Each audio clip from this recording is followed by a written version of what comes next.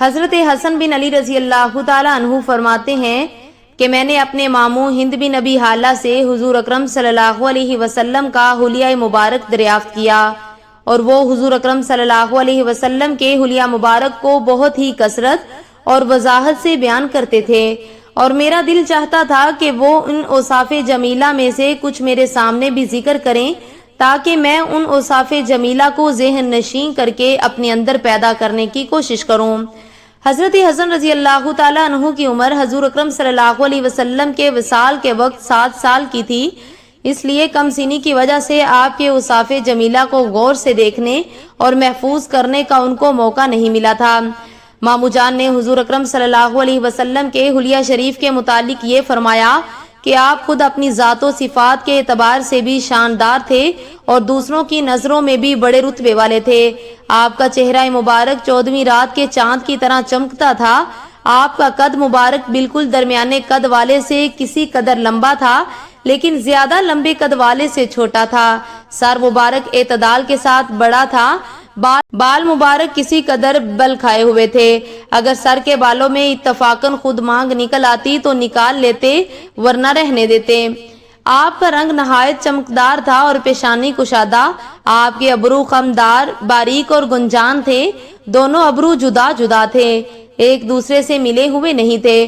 ان دونوں کے درمیان ایک رگ تھی جو غصے کے وقت ابھر جاتی تھی۔ آپ کی ناک بلندی مائل تھی اور اس پر ایک چمک اور نور تھا۔ ابتداً دیکھنے والا آپ کو بڑی ناک والا سمجھتا تھا، لیکن غور سے معلوم ہوتا کہ حسن و چمک کی وجہ سے بلند معلوم ہوتی ہے، ورنہ فی نفسی ہی زیادہ بلند نہیں ہے۔ آپ کی داڑھی مبارک بھرپور اور گنجان تھی، رخسار مبارک ہموار اور ہلکے تھے، گوشت لٹکے ہوئے نہیں تھے۔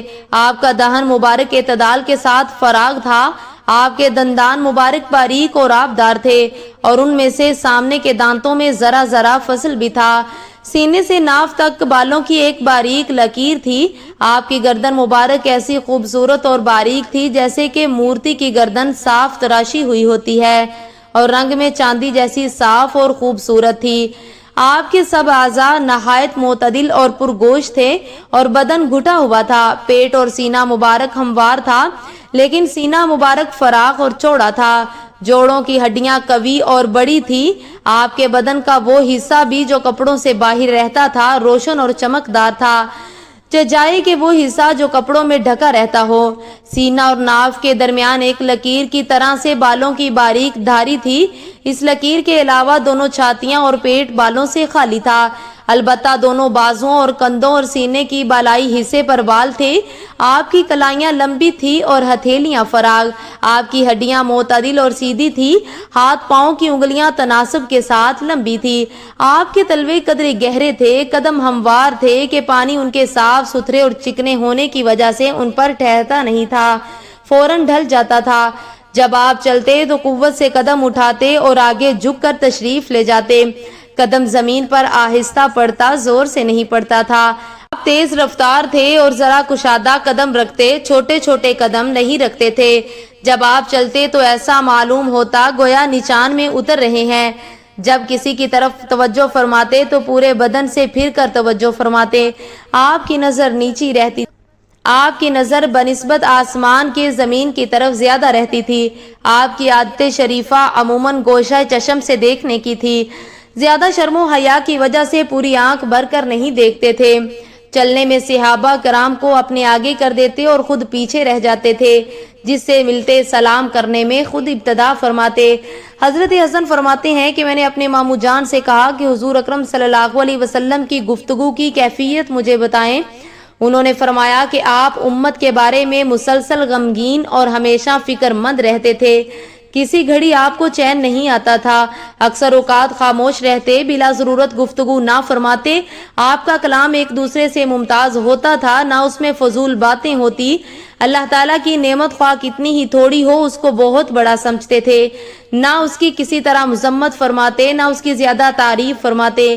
جب کوئی حق کے آڑے آ جاتا تو پھر کوئی بھی آپ کے غصے کی تاب نہ لا سکتا، اور آپ کا غصہ اس وقت ٹھنڈا ہوتا جب آپ اس کا بدلہ لے لیتے۔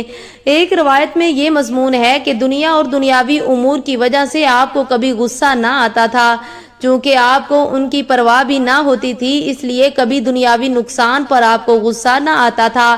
البتہ اگر کسی دینی امر اور حق بات کے کوئی آڑے آتا تو اس وقت آپ کے غصے کو کوئی شخص تاب نہ لا سکتا اور کوئی اس کو روک بھی نہ سکتا تھا، یہاں تک کہ آپ اس کا بدلہ لے لیں۔ اپنی ذات کے لیے نہ کسی پر ناراض ہوتے نہ اس کا انتقام لیتے، جب کسی جانب اشارہ فرماتے تو پورے ہاتھ سے اشارہ فرماتے، جب کسی بات پر تعجب فرماتے تو ہاتھ کو پلٹ لیتے تھے، اور جب بات کرتے تو کبھی گفتگو کے ساتھ ہاتھوں کو بھی حرکت فرما کو بائیں انگوٹھے کے اندرونی حصے پر مارتے، اور جب کسی پر ناراض ہوتے تو اسے منہ پھیر لیتے اور بے توجہی فرماتے یا درگزر فرماتے، جب خوش ہوتے تو حیا کی وجہ سے آنکھیں جھکا لیتے۔ آپ صلی اللہ علیہ وسلم کی اکثر ہنسی تبسم ہوتی تھی، اس وقت آپ کے دندان مبارک اولے کی طرح چمکدار اور سفید ظاہر ہوتے تھے۔ حضرت حسین رضی اللہ تعالیٰ عنہ فرماتے ہیں کہ میں نے اپنے والد محترم سے حضور صلی اللہ علیہ وسلم کی مجلس کے حالات دریافت کیے تو انہوں نے فرمایا کہ آپ کی نشست و برخاست سب اللہ کے ذکر کے ساتھ ہوتی تھی، اور آپ اپنے لیے کوئی جگہ مخصوص نہیں فرماتے تھے اور دوسروں کو بھی جگہ مخصوص کرنے سے منع فرماتے، اور جب کسی جگہ آپ تشریف لے جاتے تو جگہ جہاں ملتی وہیں تشریف رکھتے، اور اسی کا لوگوں کو حکم فرماتے کہ جہاں جگہ خالی مل جایا کرے بیٹھ جایا کرو۔ آپ کے پاس کا ہر بیٹھنے والا یہ سمجھتا کہ حضور صلی اللہ علیہ وسلم میرا سب سے زیادہ اکرام فرما رہے ہیں۔ جو آپ کے پاس کسی کام سے بیٹھتا یا آپ کے پاس کھڑا ہوتا آپ اس کے ساتھ رہتے یہاں تک کہ وہ خود ہی چلا جائے۔ آپ ہمیشہ خندہ پیشانی خوش خلقی سے پیش آتے، یعنی چہرہ انور پر تبسم اور بشاشت کا اثر نمایاں ہوتا۔ آپ نرم مزاج تھے، آپ نہ سخت گو نہ سخت دل، اور نہ آپ چلا کر بولتے، نہ فحش گوئی اور بد کلامی فرماتے، نہ عیب گیر تھے کہ دوسروں کے عیب پکڑیں، نہ زیادہ مذاق کرنے والے۔ آپ نے اپنے آپ کو 3 باتوں سے بالکل علیحدہ فرما رکھا تھا: جھگڑے سے، زیادہ باتیں کرنے سے، اور یعنی بیکار باتوں سے، اور 3 باتوں سے لوگوں کو بچا رکھا تھا: نہ کسی کی مذمت فرماتے، نہ کسی کو عار دلاتے، اور نہ کسی کے عیوب تلاش فرماتے۔ آپ صرف وہی کلام فرماتے جو باعث اجر و ثواب ہو۔ جب آپ گفتگو فرماتے تو حاضرین مجلس اس طرح گردن جھکا کر بیٹھتے جیسے ان کے سروں پر پرندے بیٹھے ہوں۔ جب آپ چپ ہو جاتے تب وہ حضرات کلام فرماتے، آپ کے سامنے کسی بات میں جھگڑتے نہیں تھے۔ اللہ تعالیٰ عنہ فرماتے ہیں کہ میں نے اپنے والد محترم سے حضور صلی اللہ علیہ وسلم کی خاموشی کی کیفیت کے بارے میں پوچھا تو انہوں نے فرمایا کہ آپ 4 موقع پر خاموشی اختیار فرماتے تھے: برداشت کرنا، اور بیدار مغز ہونا، اور اندازہ لگانا، اور غور و فکر کرنا۔ آپ 2 باتوں کا اندازہ لگایا کرتے تھے کہ کس طرح سے تمام لوگوں کے ساتھ دیکھنے میں اور بات سننے میں برابری کا معاملہ ہو۔ آپ باقی رہنے والی آخرت اور فنا ہونے والی دنیا کے بارے میں غور و فکر فرمایا کرتے تھے۔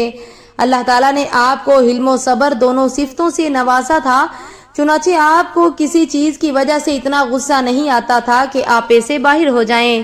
واہ سبحان اللہ! مسلمان ہیں، ہمارا یہ فرض بنتا ہے کہ حضور اکرم صلی اللہ علیہ وسلم کی یہ پیاری سی مختصر سی عادات سب کے ساتھ شیئر ضرور کریں، اور اگر چینل پر پہلی بار ہیں تو چینل کو سبسکرائب ضرور کریں۔ ملتے ہیں ایک اور نئی ویڈیو کے ساتھ۔ وعلیکم السلام ورحمۃ اللہ وبرکاتہ۔